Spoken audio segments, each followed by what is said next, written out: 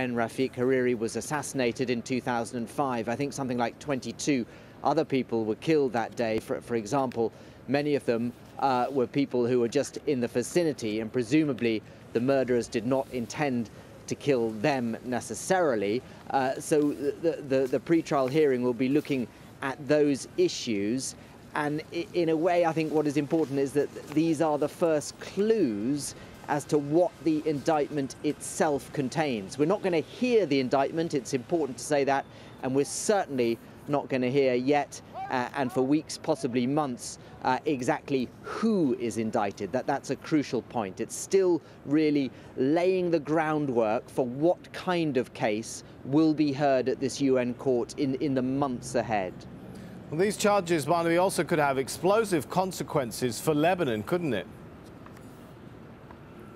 Absolutely. I think it's not an exaggeration to say that what happens in this tribunal, the wording of the charges, who exactly will be indicted, is at the core of current political tensions in Lebanon. And people in Lebanon will be watching events here today and in the weeks and months ahead very, very closely. You have Hezbollah pushing hard for Lebanon to stop cooperating with the tribunal at all. You have Western powers and the United Nations saying that that would be disastrous for Lebanon's credibility. Tensions around the tribunal, of course, already led to the collapse of the government in Lebanon in January, and those tensions continue and explain the current difficulties over the formation of a new government in Lebanon. So yes, people there will be watching this. Very crucial. It really matters a lot for that country's future. Now let's put this case in its full context, perhaps, and point out, Barnaby, that this could also have consequences for the whole regional and international struggle over Lebanon, couldn't it?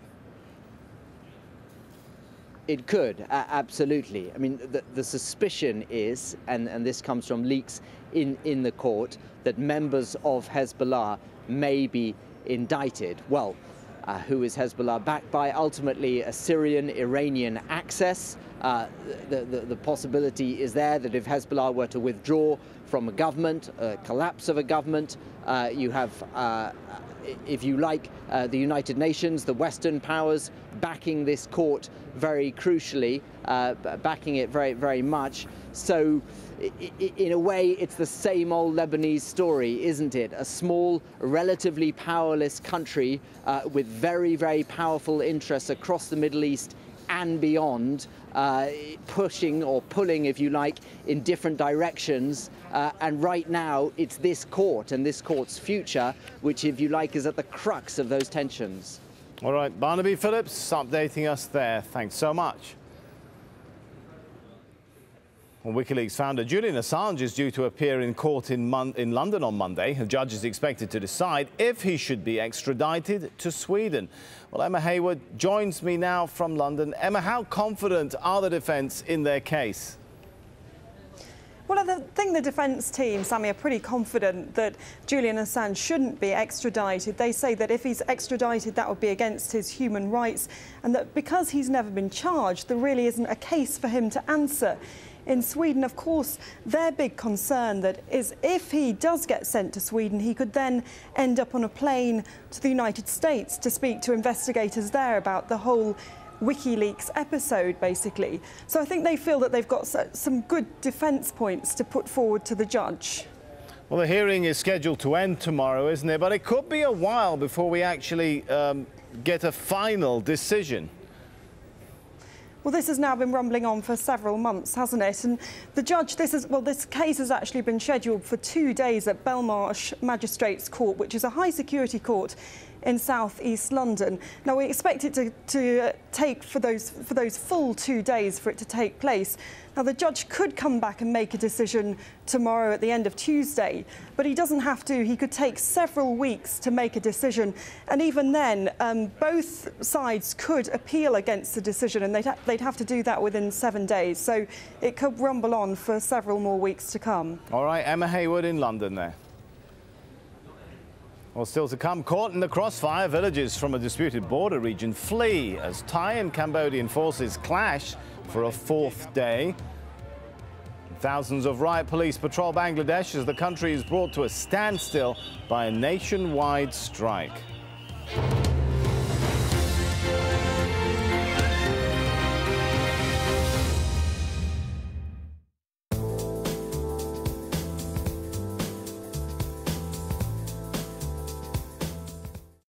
Hello again. For many of us in Brazil, it's still very wet at the moment. On the satellite picture, you can see all the showers, plenty of them, gradually making their way down towards the southeast. But also we've seen the wet weather begin to pep up a bit further west now as well. Peru's looking pretty wet currently, and it's going to stay very wet there as we head through the next couple of days. That rain will also be pushing its way a bit further south, I think, as we head through Monday. So for the northern parts of Argentina, it's also going to be rather wet here. For Buenos Aires, though, here we should get away with a dry day, but it's actually going to be a bit fresher than it has been, only topping at around 24 degrees, which is 75 Fahrenheit. Now, across towards the southern parts of Africa, plenty of heavy downpours here, as we've seen over the past few days.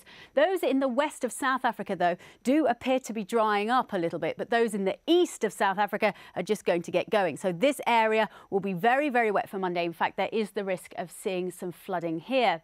Now, talking of flooding, we've already seen the floods return for us in Sri Lanka, and the wet weather will continue for Monday. No change here.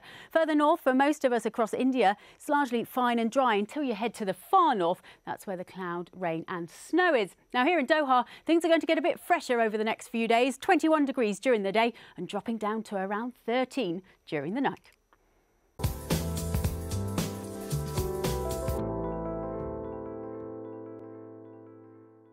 He's taken stolen goods and he's now dumping them onto the world without any sort of consideration for consequences. From people making the news. If the North will be saved a lot of trouble, I think it is important that they should come together. To those it affects. We do accept that there was very bad mistakes made in our banking area. Behind the headlines. Most South Koreans are not interested in reunification. Is the inside story. At this time on Al Jazeera.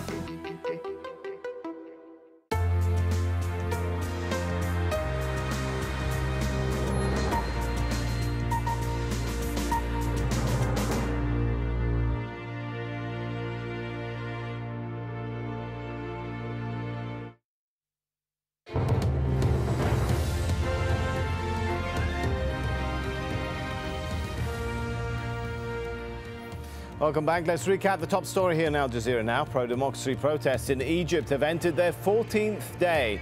Demonstrators camping out in Cairo's Liberation Square are continuing to call for the end of President Mubarak's 30-year rule. The government has made more concessions after sitting down for talks with opposition groups. But the Muslim Brotherhood, the largest of the groups in attendance, says it doesn't trust the administration to follow through on promised reforms. Paul Brennan has been investigating Egyptian presidents' fortunes. Gamal Mubarak's exclusive London address on a street where the houses cost more than $8 million each. As one of the few known examples of the Mubarak family wealth, this property has been the focus of protesters' anger. But this impressive home is undoubtedly just a hint at the enormous wealth that the Mubarak family and their associates have accumulated over 30 years in power. As well as owning numerous prime locations in Egypt, the president is reported to have substantial properties in Manhattan, London and Beverly Hills. But his trusted political allies have also benefited. Opposition groups in Egypt accuse the ruling NDP of operating a cartel when it comes to lucrative business deals. It's alleged the most lucrative contracts are handed out to a select and exclusive group of politically connected businessmen. You find a lot of businessmen are actually ministers in Mubarak governments. Mohammed Rashid, he's a minister of trade, for example. Others also, they got prominent position in the government. So they control the governments and they control also the business sector. For evidence of the close links between politics and business in Egypt, look no further than disgraced tycoon Hisham Talat Mustafa.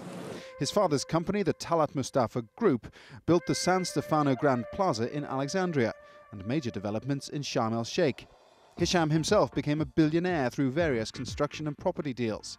And until his conviction for murder in 2009, Hisham was also a leading figure in Mubarak's National Democratic Party and a member of the Shura Council, Egypt's upper legislative house.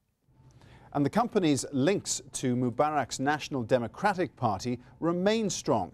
TMG's current chairman is Hisham's brother Tarek, and he also happens to be chairman of the Egyptian Parliament's Housing Committee. The development company Palm Hills is another which seems to have benefited from close political allegiance. It has seen extraordinary growth and huge profits in the last 4 years. The chief executive is Yassin Mansour, the brother of a former government minister. Another executive is related to Ahmed Al-Maghrabi.